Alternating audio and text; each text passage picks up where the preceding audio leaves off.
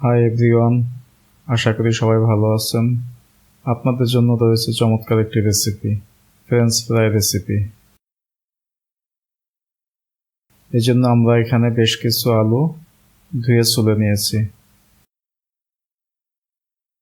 আলুগুলো কাটার জন্য ধারালো একটি ছুরি নিয়েছি।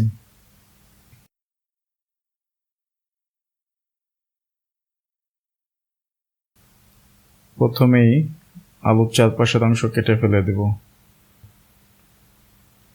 আপনারা চাইলে পাশের অংশ রেখে দিতে পারেন।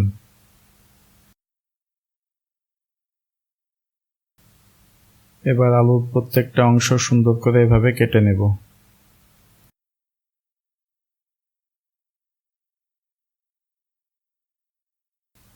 ফ্রেঞ্চ ফ্রাই বাচ্চা থেকে বড় সকলেই পছন্দ করে।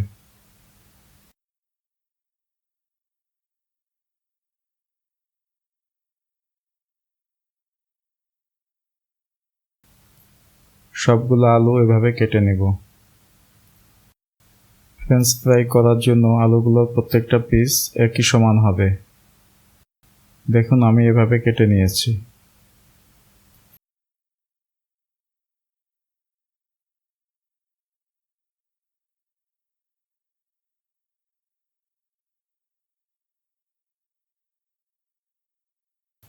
এবার কেটে নিয়ে আলুগুলা একটা পাত্রে নিয়ে পরিষ্কার পানি দিয়ে ধুয়ে নেব, কারণ আলু কাটার পরে এতে বেশ কষ থাকে। এখন একটা কড়াই নেব এবং তাতে পরিমাণ মতো পানি নেব।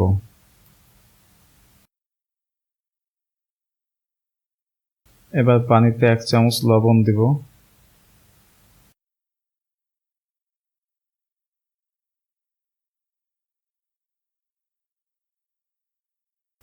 এবং পানি কিছুটা গরম হলে এতে আলুগুলা ফুটন্ত পানিতে দিয়ে দেব।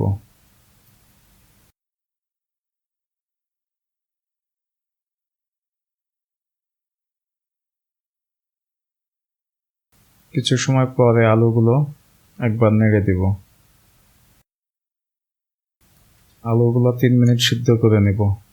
খুব বেশি সিদ্ধ করা যাবে না, তাহলে ফ্রেঞ্চ ফ্রাই ভাজার সময় এগুলো ভেঙে যাবে। এবার এগুলো একটা স্ট্রেনারে তুলে ঠান্ডা পানি দিয়ে ধুয়ে নেব, তাহলে ওভারকুক হবে না। আলুগুলোতে যাতে এক্সট্রা পানি না থাকে সেজন্য একটা সুতি কাপড়ের উপর এভাবে ছড়িয়ে দিয়েছি।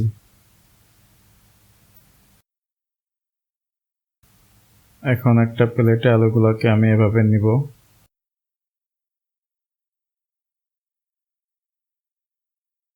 এবং কর্নফ্লাওয়ার অথবা চালের গুঁড়া দিয়ে আলুগুলোকে এভাবে মাখিয়ে নেব।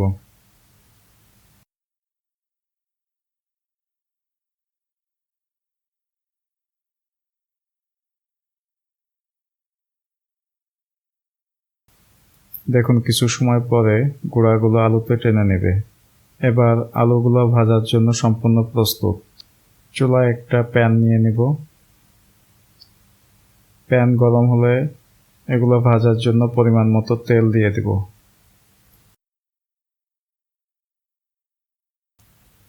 তেল গরম হলে আলুগুলো তেলে ছেড়ে দিব। চুলার জালের সময় মিডিয়াম রাখতে হবে।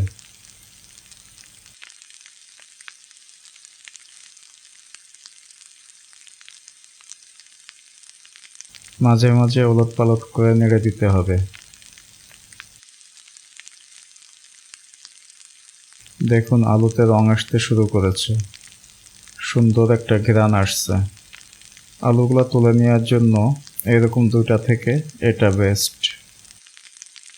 দেখুন ফ্রেঞ্চ ফ্রাইতে রং এরকম এলে সঙ্গে সঙ্গে তুলে নিতে হবে, বেশি ভাজা হলে আবার পুড়ে যাবে।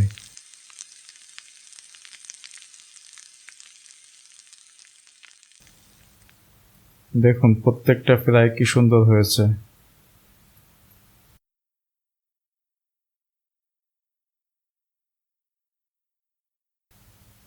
আমি একটা হাতে নিয়ে ভেঙে দেখাচ্ছি কতটা ক্রিস্পি হয়েছে।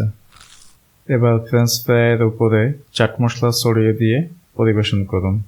ধন্যবাদ সকলকে।